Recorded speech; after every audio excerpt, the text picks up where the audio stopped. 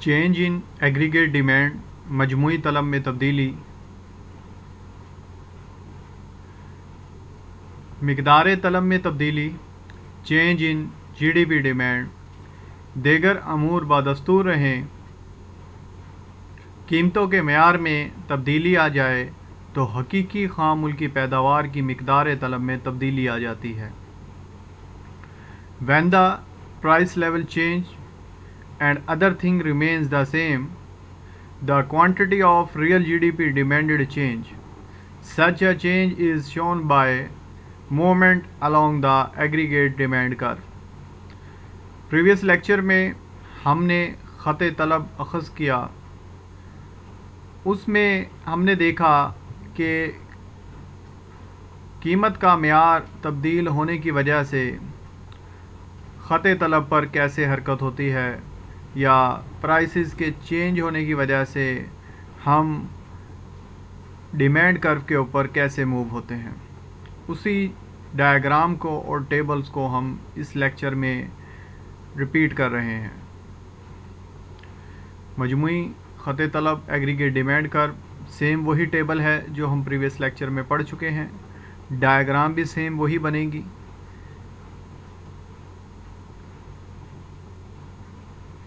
ये हमारे पास aggregate demand curve हमने ड्रा किया जो कि प्राइस लेवल और रियल जीडीपी का कम्बिनेशन है। सपोज़ हमारी प्राइसेस कम होती हैं 30, 21, उधर से रियल जीडीपी में इजाफ़ा होता चला जाएगा। आपको एरो का निशान नज़र आ रहा है जिसकी डायरेक्शन डाउनवर्ड है, जो इस चीज़ को शो कर रहा है कि प्राइसेस में कमी की वजह से हकीकी ख़ाम मुल्की पैदावार की डिमांड में इजाफ़ा होगा। दूसरा एरो जो अपवर्ड है वो ये शो कर रहा है कि अगर प्राइस लेवल में इजाफ़ा होगा तो हकीकी ख़ाम मुल्की पैदावार की तलब में कमी वाक़या हो जाएगी। मजमूई ख़त तलब की मुंतकिली, मजमूई तलब में तब्दीलियाँ, चेंज इन एग्रीगेट डिमांड और shifting of demand curve. when change in real GDP due to other factor, price level same। यानी कि मजमूई तलब में तब्दीली आ रही है अदर फैक्टर्स की वजह से, प्राइस लेवल चेंज नहीं हो रहा, उसे हम मजमूई ख़त तलब की मुंतकिली कहेंगे। वो कौन कौन से फैक्टर्स हैं? सबसे पहले आ जाती हैं तवक्कुआत, एक्सपेक्टेशंस। मुस्तकबिल में आमदनी में इजाफ़ा, अगर हम ये एक्सपेक्ट कर रहे हैं कि हमारी मुस्तकबिल में आमदनी में इजाफ़ा होगा तो हम डिमांड को बढ़ा देंगे। अगर कमी एक्सपेक्ट कर रहे हैं तो डिमांड कम कर देंगे। इंक्रीमेंट और डिक्लाइन इन एक्सपेक्टेड इनकम, आने वाली मुतवक्की आमदनी अगर हमारी ज़्यादा है तो हम चीज़ों की तलब आज ज़्यादा करेंगे, क्योंकि हमें पता है कि फ्यूचर में हमारी आमदनी में इजाफ़ा होना है। हम जो चीज़ आज परचेज़ कर रहे हैं उसको हम पे कर सकते हैं फ्यूचर में, उसकी जो प्राइसेस हैं। अगर एक्सपेक्टेड इनकम कम है तो एग्रीगेट डिमांड कम हो जाएगी और हमारा जो एग्रीगेट डिमांड कर्व है वो लेफ़्ट वर्ड शिफ्ट हो जाएगा। मुस्तकबिल में मुनाफे में इजाफ़ा, अगर हमें पता है कि आने वाले वक्त में जो मुनाफा जात हैं वो बढ़ रहे हैं तो आज हम इन्वेस्टमेंट ज़्यादा करेंगे, जिसकी वजह से एग्रीगेट डिमांड कर्व हमारा राइट वर्ड शिफ्ट हो जाएगा। अगर एक्सपेक्टेशंस ये हैं कि आने वाले वक्त में मुनाफा कम हो जाएगा तो हम आज इन्वेस्टमेंट कम करेंगे, जिसकी वजह से aggregate demand curve left word shift हो जाएगा। इंक्रीमेंट और डिक्लाइन इन एक्सपेक्टेड प्रॉफिट, अगर एक्सपेक्टेड प्रॉफिट हमारा ज़्यादा है मुस्तकबिल में तो हमारी एग्रीगेट डिमांड का राइट वर्ड शिफ्ट होगा। मालियाती पॉलिसी, फिस्कल पॉलिसी, सरकारी अखराजात में इजाफे की वजह से एग्रीगेट डिमांड कर्व हमारा राइट वर्ड शिफ्ट होगा और कमी की वजह से लेफ़्ट वर्ड शिफ्ट होगा। टैक्स में इजाफे की वजह से लेफ़्ट वर्ड शिफ्ट होगा एग्रीगेट डिमांड कर्व, और टैक्सों में कमी की वजह से aggregate demand curve right word या बाहर की तरफ मुंतकिल हो जाएगा। इंतकाली अदायगियों में इजाफे की वजह से भी हमारा जो एग्रीगेट डिमांड कर्व है वो बाहर की तरफ या राइट वर्ड शिफ्ट होगा, और और इंतकाली अदायगियों में कमी की वजह से aggregate demand curve leftward shift हो जाएगा। इंक्रीज और डिक्रीज इन ट्रांसफ़र पेमेंट्स।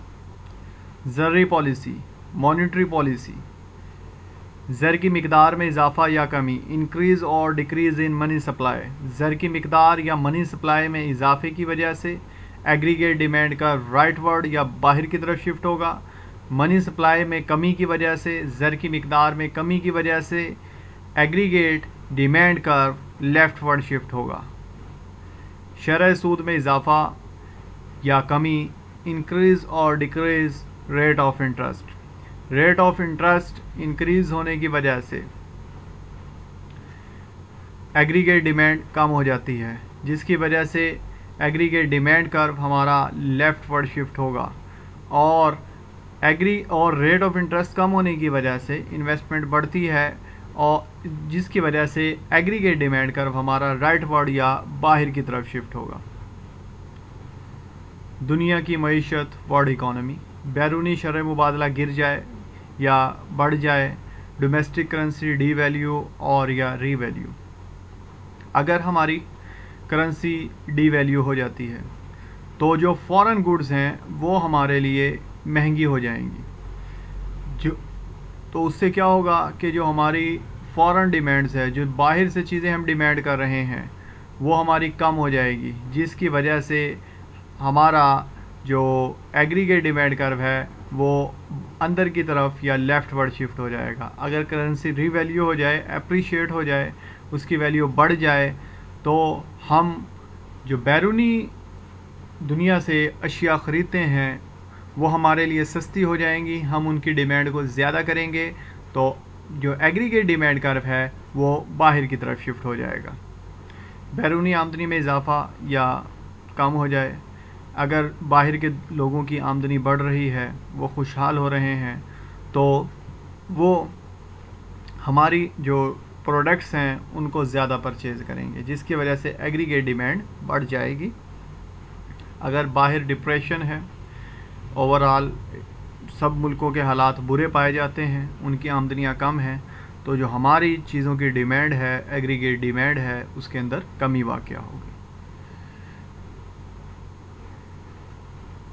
अब हम शिफ्टिंग देखते हैं एग्रीगेट डिमांड कर्व की। ये डिफरेंट प्राइस लेवल है, आउटपुट के मेयार हैं।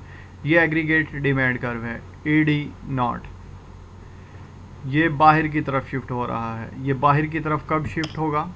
जब हमारी मनी सप्लाई में फ़र्ज़ करें इजाफा हो जाता है, ज़र की रसद में इजाफा हो जाता है, टैक्सेस में कमी आ जाती हैं, गवर्नमेंट्स के एक्सपेंडिचर बढ़ जाते हैं, और एक्सपेक्टेशंस हमारी ब्राइट हैं, यानी कि हमें पता है कि फ्यूचर में हमारे मुनाफाजात बढ़ने जा रहे हैं, या एक्सपेक्टेशन ये है कि फ्यूचर के अंदर प्राइसेस बढ़ रही हैं, तो आज ही हम चीज़ों की डिमांड को बढ़ा देंगे। तो इस सूरत में हमारा जो एग्रीगेट डिमांड कर्व है वो बाहर की तरफ शिफ्ट होगा। दूसरी रीज़न है एग्रीगेट डिमांड कर्व अंदर की तरफ शिफ्ट या लेफ्टवर्ड शिफ्ट हो जाए।